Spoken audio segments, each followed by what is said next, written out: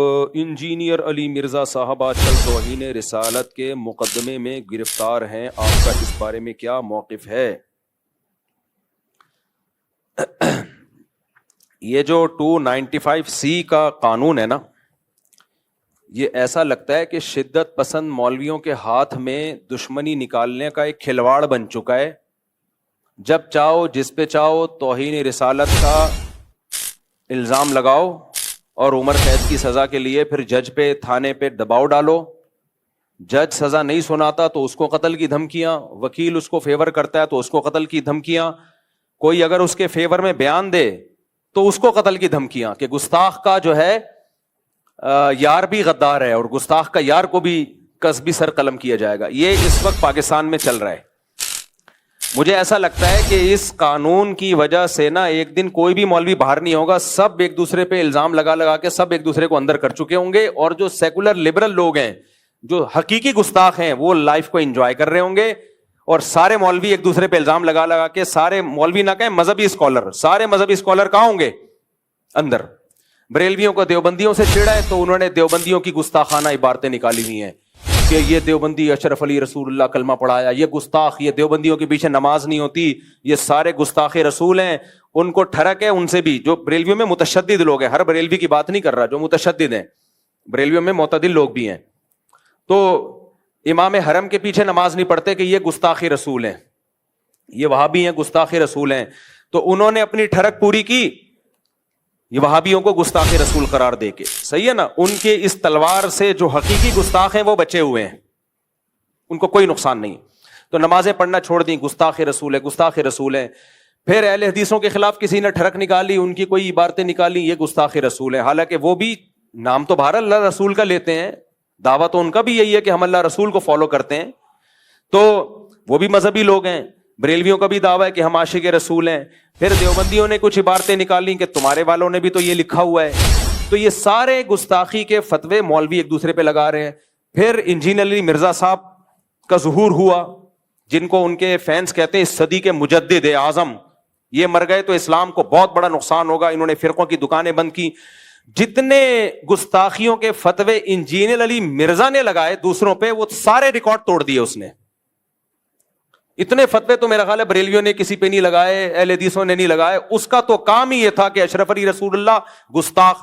ہم بیان کر رہے ہیں انجینئر صاحب، وہ خواب کی بات تھی اور بیداری میں غیر اختیاری طور پہ زبان پہ آئی ہے، ان کا مقصد ختم نبوت کا انکار نہیں تھا، لیکن نہیں، نہ انجینئر مانے نہ اس کے فین مانے، کہہ رہے نہیں یہ دیوبندی گستاخ ہیں۔ پھر چشتی رسول اللہ وہ گستاخ، یہ سارے فتوے کس کے ہیں؟ گستاخیوں کے۔ یہ انجینئر علی مرزا کے فتوے ہیں۔ اس نے کہا چشتی رسول اللہ گستاخ، اپنے نام کا کلمہ پڑھایا۔ ہم نے ایکسپلین کیا بھائی معین الدین چشتی بہت بڑے بزرگ تھے، ان سے پوچھا جائے گا کہ معین الدین چشتی صاحب آپ کی بات کا مطلب کیا تھا؟ اشرف علی تھانوی نے کلمہ پڑھوایا تو پوچھا جائے گا حضرت آپ کی بات کا مطلب کیا تھا؟ انجینئر نے کہا نہیں، مطلب نہیں، جب بابوں کی باتیں آتی ہیں تو یہ لوگ مطلب تلاش کرتے ہیں، اپنے بابوں کو ڈیفینڈ کرتے ہیں، بابے تے شاہی کوئی نہیں، میرے نبی جیسا تے ہے ہی کوئی نہیں۔ یہ نعرے لگائے نہیں لگائے انجینئر نے؟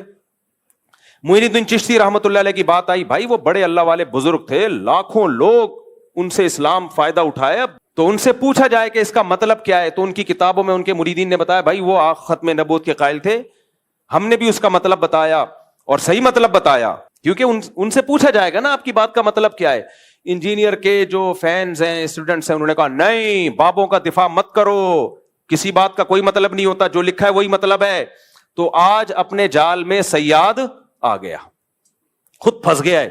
تو یہ سارے منجن ہیں مذہبی اسکالروں کے گستاخیوں کے فتوے، جو منجن انجینئر نے جتنا بیچا ہے اتنا تو کسی نے نہیں بیچا۔ یہ منجن ہر وقت کیڑے نکالنا، لونڈے باز قرار دیا ہے بزرگوں کو اس نے، معاذ اللہ۔ ان کے اعمال دیکھو، ان کی تہجد دیکھو، ان کی کتابیں دیکھو، انہوں سے جو اللہ نے دین کی خدمت لی ہے وہ دیکھو، کہ ان کو لونڈے باز قرار دینا یہ بہت بڑا جرم ہے۔ کسی مسلمان کو اغلام بازی کا مرتکب، لواطت کا مرتکب قرار دینا یہ جرم ہے۔ شریعت نے کہا ہے کہ اچھا محمل تلاش کرو۔ تو انجینئر کے فین کیا کہتے ہیں؟ انجینئر کے فینس نے کیا کہا؟ لو اپنے بابوں کا کیا کر رہے ہیں؟ دفاع کر رہے ہیں۔ بھائی شریعت کا حکم ہے، کسی مسلمان کے عمل کی کوئی بات اگر وہ کرتا ہے اس کے بات کے 100 مطلب نکلتے ہیں، 99 غلط اور 1 صحیح، تو ہمیں کون سا مطلب نکالنا ہے؟ صحیح والا۔ یہ بابوں کا حکم نہیں ہے، یہ کس کا حکم ہے؟ اسلام کا حکم ہے۔ تو آج وہی بابا اپنے ہی ان فتووں کا خود ہی پھنس گیا ہے۔ بزرگوں کو بدفعلی کا مرتکب اس بندے نے قرار دیا، اور چشتی کو کہہ دیا کہ اللہ کے نبی کا کلمہ پڑھا ہے، محی الدین چشتی رحمۃ اللہ علیہ کو۔ دجال کہا، پتہ نہیں کیا کیا کہا ہے، اتنے بڑے بڑے، خدا کے لیے تم کانپتے کیوں نہیں ہو یار؟ تمہیں اتنی زبان سے ایسے الفاظ نکالتے ہوئے تمہیں شرم کیوں نہیں آتی؟ اللہ کا خوف کیوں نہیں آتا؟ تو ہم تو بھائی ان کو بھی، ان کے بارے میں بھی کہہ رہے تھے کہ وہ گستاخ رسول نہیں ہے، ان کی سیرت اٹھا کے دیکھو، وہ گستاخ نہیں ہے، ان کی بات کا یہ مطلب ہے۔ اور آج ہم انجینئر کو بھی ڈیفینڈ کر رہے ہیں کہ انجینئر نے اگر یہ کہہ دیا کہ عیسائی ہمارے نبی صلی اللہ علیہ وسلم کو معاذ اللہ نقل کفر دجال کہتے ہیں، تو اس پہ یہ اعتراض تو کیا جائے گا کہ عیسائی ایسا کہتے ہیں کہ نہیں کہتے۔ سمجھ میں آ رہی ہے بات؟ یہ اعتراض تو کیا جائے گا، تو آپ ریفرنس دیں وغیرہ وغیرہ۔ یہ اعتراض نہیں کیا جائے گا کہ انجینئر نے نبی کی توہین کی ہے، کیونکہ انجینئر علی مرزا نے خود معاذ اللہ نقل کفر نبی کو دجال نہیں کہا ہے، کسی اور کی طرف نسبت کی ہے کہ نبی کیا ہے، معاذ اللہ نقل کفر دجال ہے، معاذ اللہ۔ کسی اور کی طرف نسبت کرنے سے انسان توہین رسالت کا مرتکب نہیں ہو جاتا، 295C اس پہ نہیں لگتا۔